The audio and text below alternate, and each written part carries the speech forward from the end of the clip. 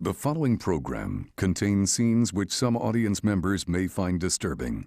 Viewer discretion is advised. In an area just larger than the state of New Jersey live 10 million people. Roughly 5.5 million Jews live side by side with 4.5 million Palestinians. Today, they live in an unending spiral of violence. Over the past 3 years, there have been more than 100 suicide bombings, nearly 900 Israelis killed. In retaliation, scores of Palestinian militants have been targeted by Israel, more than 2,000 others killed in additional clashes. And the violence continues. Now, Israel is building a wall and a fence. Israelis say it's a shield against suicide bombers. Palestinians claim it's a land grab. Will this barrier help advance the peace process? Or will it undermine any settlement of the conflict? New York Times Foreign Affairs columnist, three-time winner of the Pulitzer Prize, Thomas L. Friedman has covered the Middle East for more than 20 years.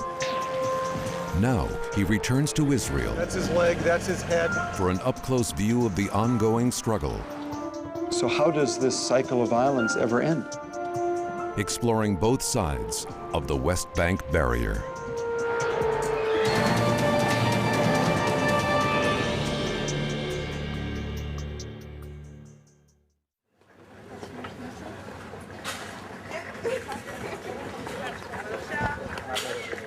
Now is the moment of truth where you see if your bags actually made the transfer from Frankfurt. Excuse me. I haven't been to Israel for more than a couple of days in a long time. As the Times bureau chief in Jerusalem, I lived here for 4 years in the mid-1980s. Now I've come back to explore in depth what impact this wall and fence that Israel is building will have on the peace process. To me, the big question about this wall is this wall being built to make it safe for Israel to leave the occupied territories, or the vast majority of them? Or is it being built to make the West Bank safe for Israel to stay? That's really the question I have on my mind.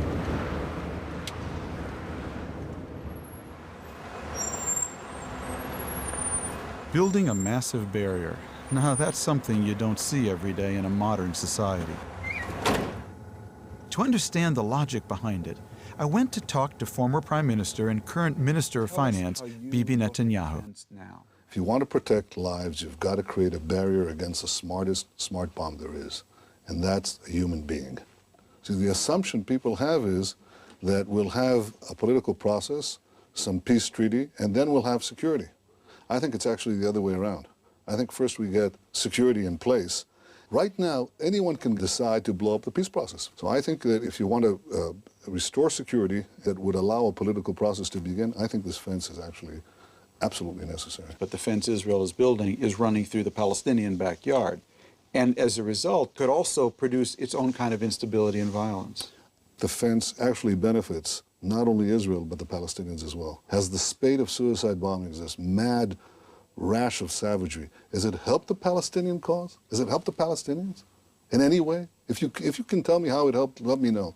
I think it's hurt us, I think it's hurt them, and I think right now there's no political leadership on the Palestinian side that will stop this. So the only way you can really prevent guided bombs who are strapped to humans is to create a fence. There's no other way. It's almost impossible to overstate the impact suicide bombings have had on Israelis. Who wouldn't want a fence when faced with this kind of daily threat? But there's a fundamental problem. In fact, it's the essence of this whole problem. Two peoples wanting the same land, the region between the Mediterranean Sea and the Jordan River. After World War II, Israel was founded in 1948 as a homeland for the Jewish people. In 1967, Israel fought and won a war with its Arab neighbors and occupied the West Bank and the Gaza Strip. Today, these areas are still mostly populated by Palestinians and have long been considered the logical place for an independent Palestinian state. But this land is also the heart of biblical Israel. And Jewish settlers have been building communities here since that 1967 victory. There are now well over 100 settlements in the West Bank, where about 225,000 Jews are living. This map shows the path of the barrier approved so far. The solid line represents construction that has been completed. In places, it cuts deep into the West Bank, mainly to include Jewish settlements. But not all of the settlements will be included. This means that Jews will be living on both sides of the fence. So I kept coming back to the question, unless the fence was somehow linked to a two-state solution, with all the settlers leaving the West Bank and moving into Israel, and all the Palestinians in their own state on their side of the fence, I couldn't see how it was really going to solve anything. We traveled into the West Bank to find out what the settlers themselves think of all this. We visited a settlement called Migron, founded by a few young people just 2 years ago without any legal approval of the Israeli government. Avishai Ivri was one of the first members of Migron. He and other settlers refer to the West Bank by its ancient biblical name, Judea and Samaria. According to the Old Testament, this is the core of the original homeland of the Jewish people.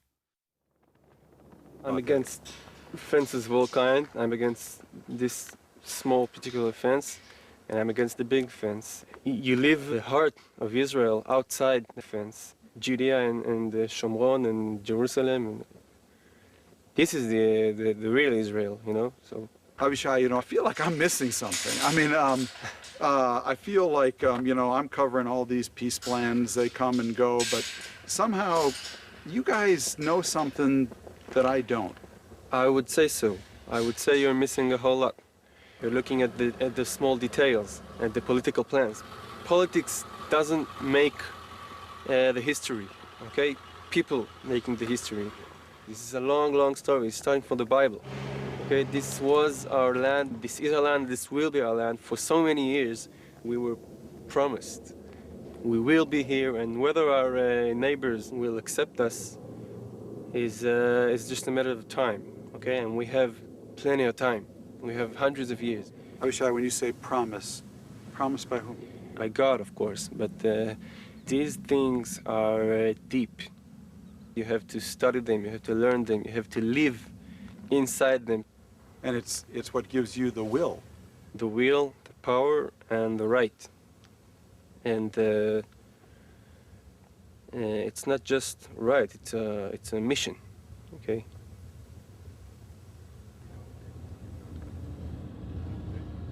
Avishai's outlook reflects the popular image of the settler as religious nationalist, living in some trailer on a barren hillside.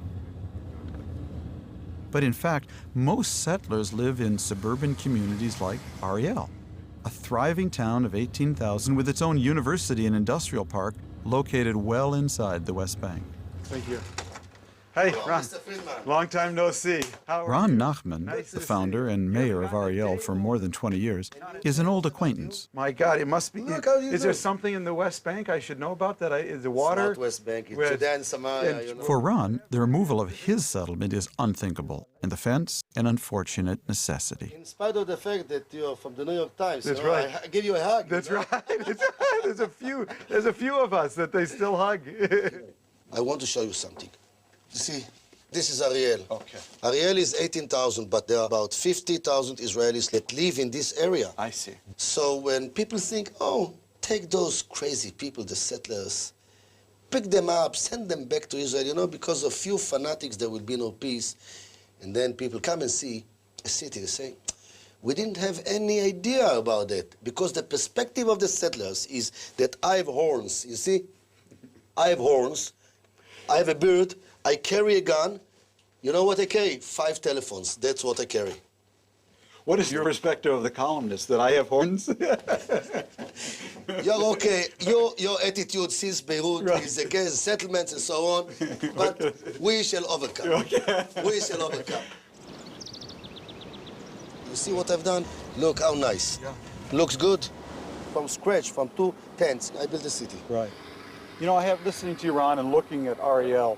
Yeah. When you read about the roadmap, do you have a good laugh thinking about all these diplomats drawing a roadmap? You're drawing a real map right No, here. I'm a very serious person. You see, my perspective is different than what always been seen on the screen. All the settlers are the same, all the West Bank is the same, everything is, it's not the same.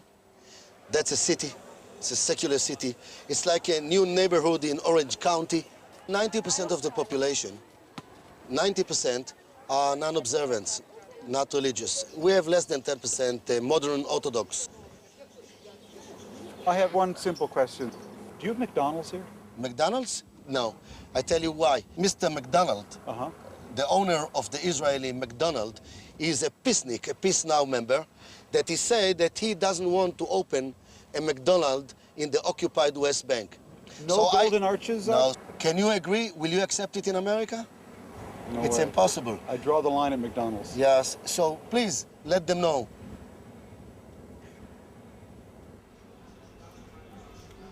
Since our visit, the Israeli government has approved construction of the fence to include Ariel and several smaller settlements nearby. Certainly not a fence. It's a fence. No. This is a wall, not a It's fence. a wall or a fence. To get a Palestinian perspective on the barrier, I wanted to visit my friend Sari Nusaibeh, president of the nearby Al-Quds University. On the way, we passed through a district of Jerusalem known as Abu Dis, where a temporary wall marked the location of a much more secure barrier to come.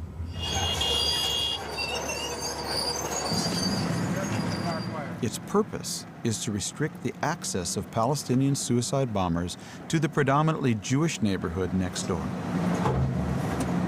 We're getting the wall built before our eyes. Wow.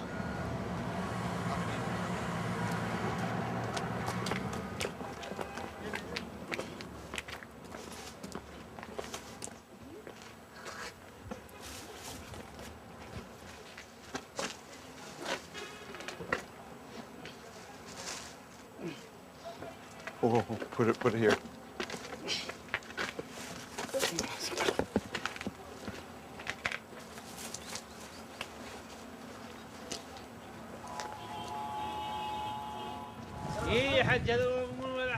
هذول شو مهما ضارين. Ask them if are they going to work? Are they from there? Are they from here? I'm working here as accountant. At the at Al-Quds? In Al-Quds University. So this is Al-Quds University? This is department. This is one department. One department. So how do your students get back and forth? Very difficult. They have to climb over the wall to get to school and back home? Climbing every day, daily.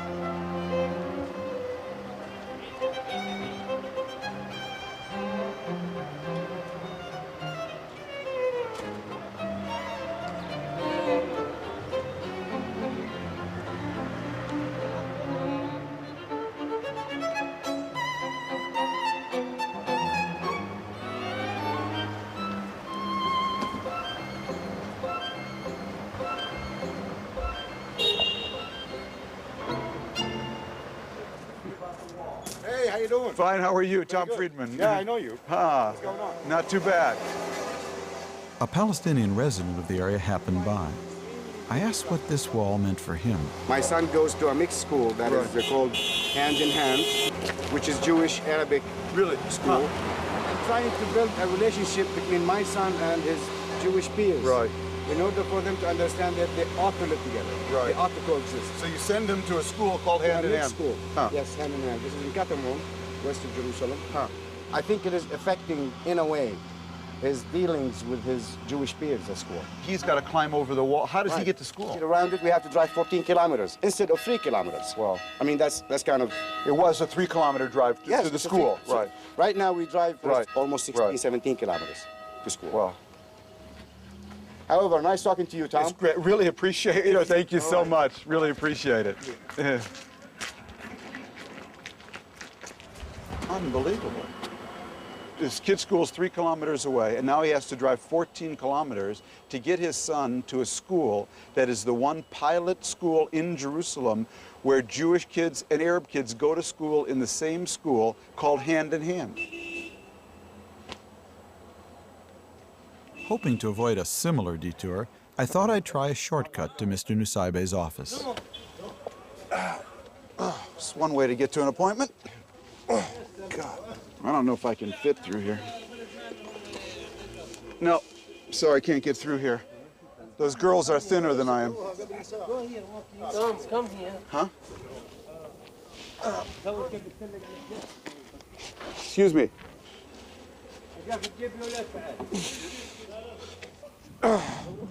We're looking for Sari Nusaybe's office. Ustaz Sari Nusaybe. We have an appointment. Al-Quds University. Jamiat Al-Quds. Min hun? Ah, okay. Can I have your hand? Thanks. Ah, thanks. Al-Quds, Jamiat Al-Quds? Min hun? Okay. Thank you. Turns out it was too far to travel on foot. But I finally found Sari near the basketball courts on his campus. Psychologically and politically, to have a wall right up the campus in the middle is really a statement of aggression. And it runs counter to the statement we try to propagate at the university, which is, a statement that we need to reach understanding and build bridges and so on. So if they continue to build the wall all around, Al-Quds University will be in a kind of pocket. I mean, the best way to describe the system that's going to develop is a system of cages in which the Palestinians will be living. And insofar as they wish to move from one area or cage to another, they'd have to apply for permits. By the time you reach a town up in the north of the West Bank, to here you probably have to cross about 8 or 9 barriers and go through various gates. What Sari is referring to is a lesser-known aspect of the security plan Israel has put in place. Behind the main barrier are scores of barricades, smaller fences, and checkpoints to control the movements of Palestinians inside the West Bank. The checkpoints are manned by Israeli soldiers who examine the permits and IDs of all who pass through. as a general rule, I would not be filming checkpoints. Do you speak English? Yes. Everybody's out? I want to see everybody. Luis, Thomas Friedman. Thomas Friedman.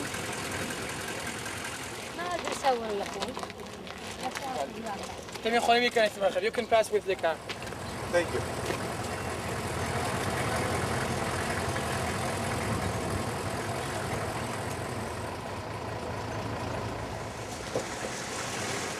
We were entering the Palestinian town of Qalqilia, a once thriving city where Israelis speaking Arabic and Palestinians speaking Hebrew shopped and interacted daily.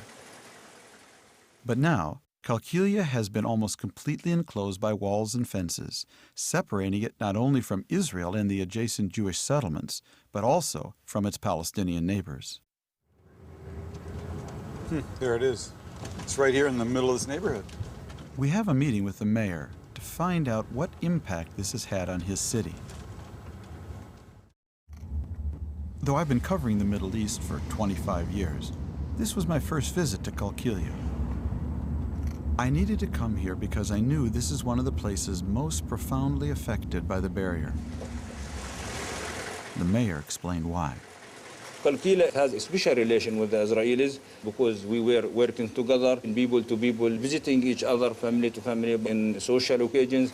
And we were a shopping center for the Israelis here in Qalqilia. Even Mr. Sharon used to come to our restaurants here in Qalqilia. Really? Yes, Qalqilia people used to have this kind of high respect to the Israelis. But, you know, in 2002, the Israelis start leveling the area without giving any notices. And they start, you know, constructing this wall of 8 meters height. Do people here make any connection, though, between the suicide bombings and the wall? I mean, to some degree, Yes, yes. Israelis would say, well, that wall was built by Hamas. Yes. Have there been a lot of suicide attacks from Qalqilia? It's about 5 cases, Five cases. from Qalqilia. Of young men from here? And we know that in our society we have extremist people. So we can work together and we can stop them. Putting the wall in this wall and making this collective punishment to all people is not a logic way that to do it. Because before people were afraid that they will lose. But now they have nothing to lose.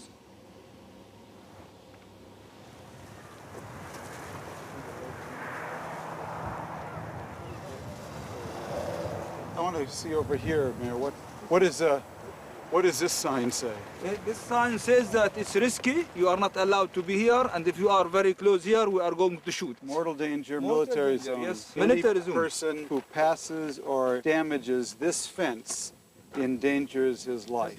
Do the people up there know you? Do they recognize you? Yes, the soldier, he knows me. Now, what was here before? This was actually a market area. It was here a market. that served Israelis. Israelis coming here. We used to have about 22 stores here, 24 hours open. Even for settlers, they used to come here. And we used to have this kind of good relation with them. But in one night, they come and they destroy completely for the benefit of this wall.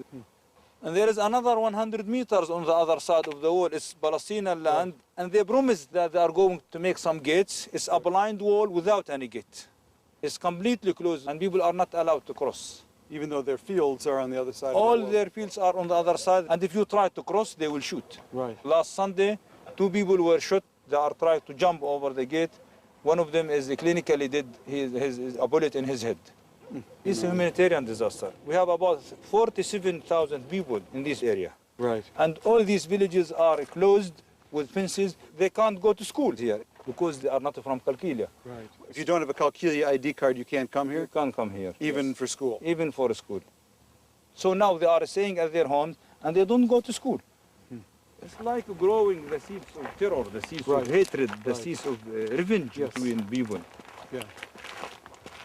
And this is why more people are ready to kill themselves and to commit bombing suicides inside Israel. Because you think of killing yourself when you feel hopeless, you feel despair, you feel that you lose nothing.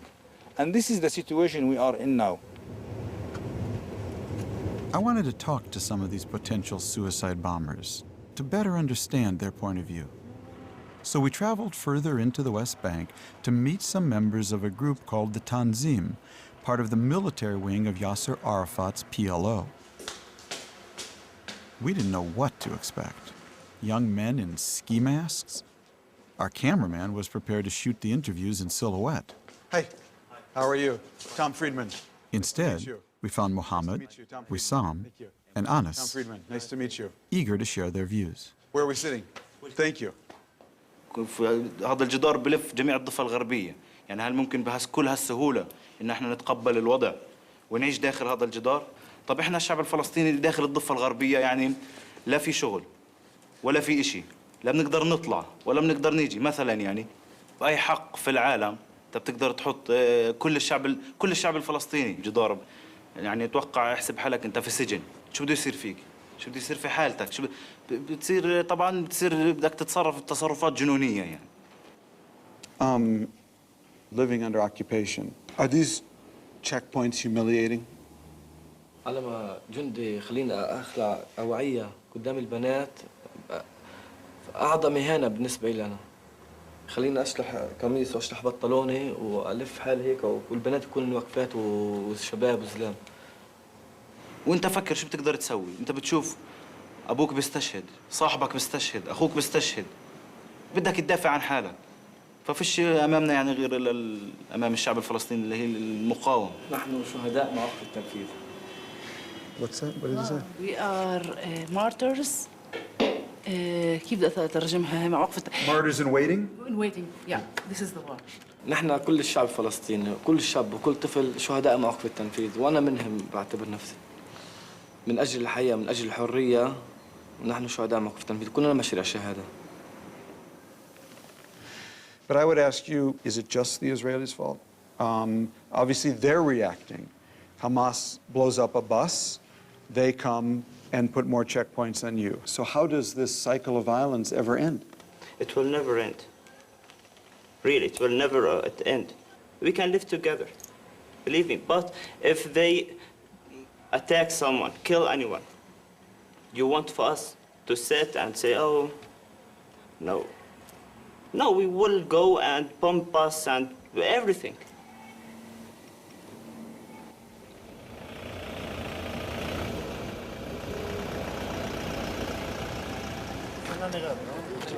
Back in Qalqilia, we got a first-hand view of what Palestinians go through at an Israeli checkpoint.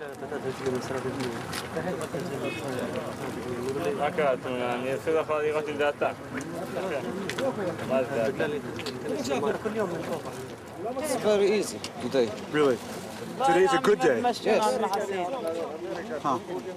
Yes. Even though you've been waiting here for 2 hours, today is a good day? Of course.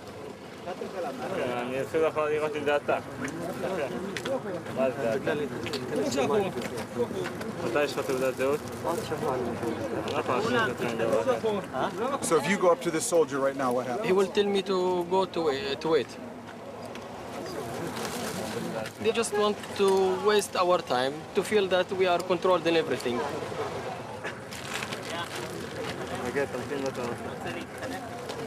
Most of the soldiers, I'm sure that they come just 2-3 years before. Most of them, if you see, they are Russian. Right. When they speak Hebrew, they're Hebrew. Sometimes they're broken Hebrew.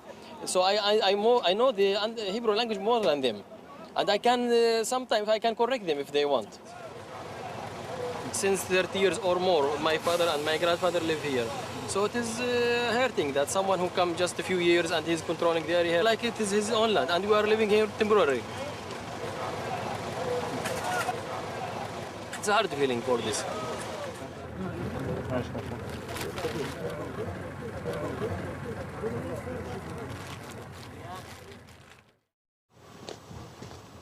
Now that I had a better understanding of how the fence was impacting the daily lives of Palestinians, I wanted to get the reaction of the Israelis in charge of the fence.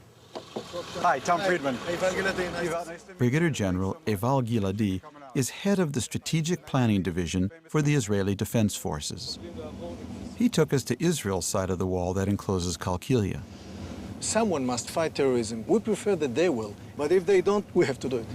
We didn't want to build this wall, but let me tell you, when we've started to build this road, we planned it to run next to Qalqilia because we thought at that time that it's going to serve both people. We were that naive that we didn't think we're going to have any wall needed. But as we was on the work, they shoot at the workers, and in fact 5 people were killed. So the reason why you see a wall there is because of the direct shooting from houses in Qalqilia on that road. General, we're here now overlooking the West Bank town of Qalqilia. It's been sealed off from Israel. Why is that? Well, Tom, let me make it very simple. The terror that came out of Qalqilia to Israel not always was originated within Qalqilia, but it came out from many other places. So Qalqilia was the gateway for those suicide bombers into Israel, is what you're saying? That is correct. Qalqilia is very close to Kfar Saba. You can see that the near houses of Kfar Saba right behind us, less than a kilometer. It's a 5-minute walk, and you must try to prevent terrorists to go there. Palestinians complain about Israeli checkpoints, but Israelis complain that Palestinian suicide bombers have made each Israeli's front door a checkpoint. Now I understand the context of it. Mark Heller lives in the Kfar Saba area. He's a college professor, an expert on the Middle East, and a longtime believer in the need for an independent Palestinian state. Mark, I think of you as a professor, American-born, liberal, pro-peace process, but you're a big beneficiary of this wall, you and your family. That's right. How do you feel about it? I regret that it's necessary. and I hope it's not a permanent necessity. But in the present circumstances of Palestinian terrorism, I think it will satisfy that emotional need for a sense of security. But I don't think that you really capture the sense of this with sophisticated and nuanced political analysis. I think you get it by talking to people, ordinary people who say they're just fed up and sick and tired of having their children blown up in buses and cafes. I began to get that sinking feeling that now, more than ever, the situation was utterly broken. Palestinians say, sure, there are suicide bombers, but why should we all be walled in? But they refuse to take any responsibility for restraining the people blowing up Israelis. The Israelis say, what country wouldn't build a wall when faced with suicide bombers? But how can this wall bring peace when Israel insists on the right of Jews to live on both sides of it? Back in Jerusalem, I decided to visit Mohammed Dahle, a prominent lawyer who is the first Israeli Arab ever to serve as a clerk on the Israeli Supreme Court. He often acts as a link between the two sides. What he told me about the possible consequences of the barrier was a real revelation. They could have built a wall separating Palestinian neighborhoods from Jewish neighborhoods in the 1967 border, but they're not doing this. It's the end for two-state solution. End for the two-state solution? I think. How so? Why? The Palestinians have a hope. They have a dream to live in freedom, to have an independent Palestinian state in which they exercise the right for self-determination. If this dream is dead, then the only possible thing that might guarantee for them a dignified life would be living in equal citizenship in one state. That's ironic. A wall built to divide could lead to a one-state solution? Exactly. The wall serves this because the war means the end to a viable Palestinian state in the 1967 border. The 67 border left Palestinians with about 25% of historic Palestine, that is, the West Bank and Gaza. Though Israeli officials dispute it, most Palestinians believe that the ultimate path of the barrier would leave them only half of that 25%. That is not a viable Palestinian state. This is the main reason why this dream will die. And when this dream will die, they will have the only dream possible, which is the one-state solution. What Mr. Dahle is suggesting could change the whole equation. Within a decade, Palestinians will be a majority in the area of Israel, the West Bank, and Gaza. Therefore, if Palestinians start demanding one state and the right to vote, Israel would either have to say yes and stop being a Jewish state, which is not going to happen, or say no and argue against the democratic principle of majority rule. That would put Israel in an extremely awkward position and further isolate it from the international community. Think about this. When Palestinians start to say, don't remove one settlement, don't even change anything in the West Bank or Gaza, just give us one thing, equal citizenship. Just give us the vote. Give us the vote. Man alive. What you're saying to me, Mohammed, is that my daughter, who just started college, if she wants to be a supporter of Israel, that she will have to argue in campus debates against the principle of one man, one vote. What I tell you is if that happens, there's going to be a lot of American Jewish and non-Jewish college kids who are supporting Israel who are just going to drift away. I'm sure about that. To live a dignified life, is that too much to dream? It's not. And when we are saying one man, one vote, if Israel rejects even this, then supporters of Israel will understand what exactly has been going on here really for years and years. You know, we have a saying in poker, if you're in a poker game and you don't know who the sucker is, it's probably you. Okay? And what I feel being back here now is that I'm the sucker. Because having gone all over the West Bank now, both sides of the wall, the settlements are there, there's no turning back unless we have radical surgery right now. And this wall, ironically, is not going to be dividing Israel from Palestinians. It's going to be knitting a one-state solution. Exactly.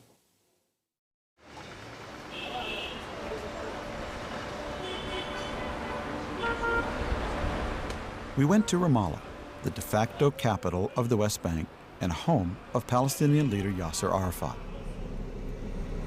So this is Arafat's office we're going by. Urban renewal, Israeli style. I kept thinking about what Mr. Dahle said about the wall leading to Palestinians demanding a one-state solution. I wanted to test that idea on other Palestinian activists. So we arranged to visit Diana Boutou in Ramallah. So now we're looking for our next appointment with Diana Boutou, who's a Palestinian expert on the wall. We were told her office was either near the Daewoo dealership or the Hyundai dealership, and there's a debate between the driver and the translator as to which. I think we're going for the Daewoo. Fifth floor? Yeah. What are the chances the elevator works?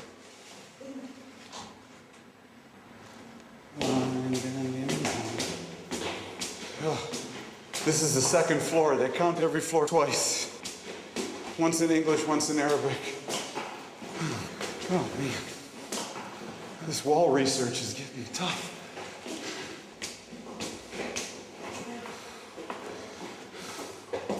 Hey, how are you? Nice to see you. How are you? Nice. Diana Boutou is a Canadian-born Palestinian who is now a top legal advisor to Arafat and the PLO. You know, there was a poll, Haaretz published last week, that 83% of Israelis are basically happy with their lives. Yes. They have found a way to live normally, even despite all of this. You know, if I were Palestinian, it would say to me, we're on the wrong track here. Maybe we need a different approach. Yes, definitely. I think it is already starting. The last poll that came out was that 28% of Palestinians want a one-state solution. Now that's a very, very, very high figure, given that there isn't a single political party in Israel or in Palestine advocating for a one-state solution. People in the West Bank said to me, I don't care if it's Palestine, I don't care if it's Israel, I don't care if it's Ottoman, I don't care if it's French, I don't care if it's British, I just want to be able to be free, and I don't want to be living behind a wall. And so, oddly enough, the wall may produce its exact opposite. Yes, and it'll be a battle on the same battle as a Mandela type of battle of one person, one vote. Palestinians will no longer fight the fight of Arafat, but will start fighting the fight of Mandela. What is your strategy vis-a-vis this wall? My strategy is to try to educate Israelis, because I think when they see it and what effect it's having on people, I think Israelis will be outraged. I disagree. Really? Yeah. I think the only thing that will change Israeli attitudes about the wall, and you could change them overnight, is if Hamas were to announce tomorrow that it is rejecting suicide bombing. That would stop the wall in a second. Then people would care about emotionally, politically, all the things you say. Absent that, you're wasting your time and you're wasting your money. On our final evening in Israel, as we headed for Tel Aviv, a suicide bomber struck a bus stop just off our route.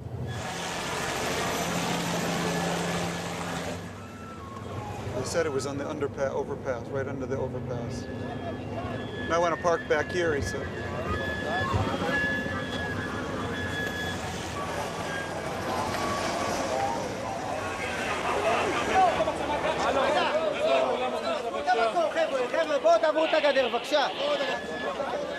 Wow, look at those guys on the bridge.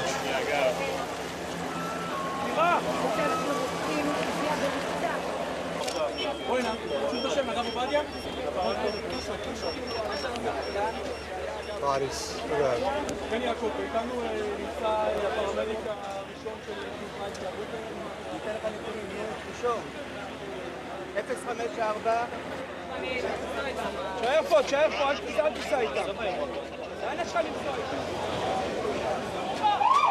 You can't go in, just him.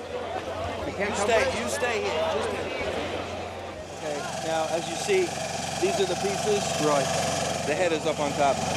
Of the bomber? Of the bomber. The red thing there? The red thing there? That's his head. Okay.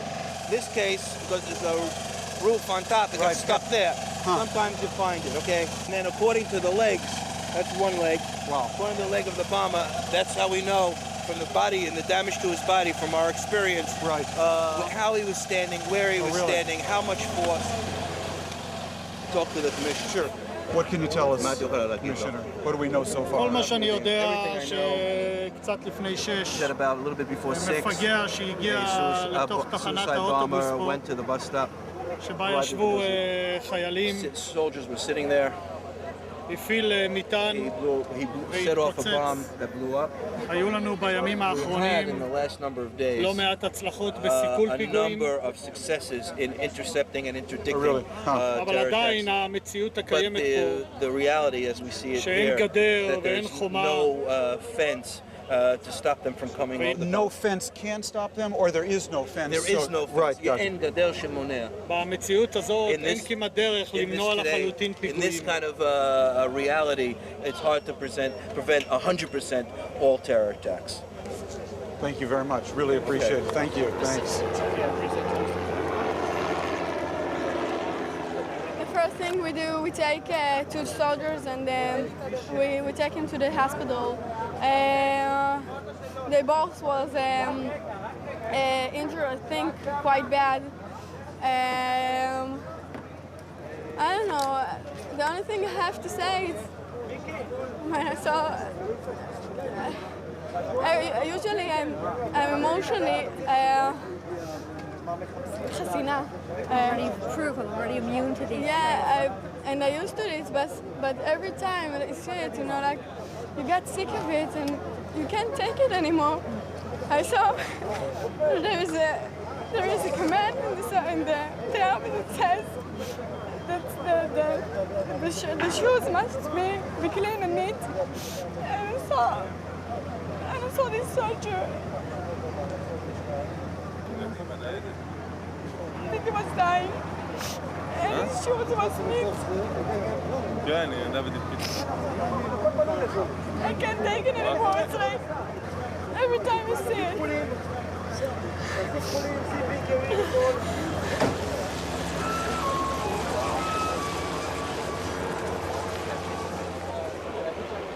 What can I say? If you want to understand where the fence starts, it starts here.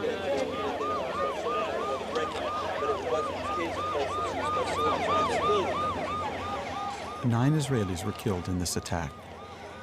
Later that evening, in Jerusalem, another suicide bombing. Another 7 Israelis dead.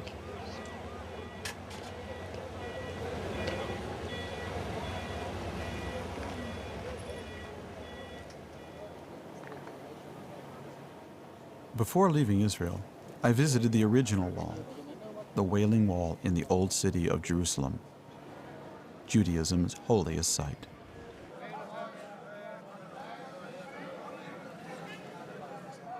There I met my dear friend Yaron Ezrahi, a political theorist at the Hebrew University. I asked him what is the meaning of the new wall that Israel is now building. This new wall is a monument to the Israeli-Palestinian tragedy. This wall is emerging as the longest wailing wall in the history of mankind. Except, unlike this wailing wall, the new wailing wall will have people wailing on both sides of the wall. On the Jewish side, Jews will be wailing and mourning the collapse of the dream of a Jewish democratic state. And on the Palestinian side, the Palestinians will be mourning the loss of historic opportunity over the last few years to establish a viable Palestinian state. It's a monument to destruction, to failure. This will be a place where people will come to mourn the dreams which didn't come true.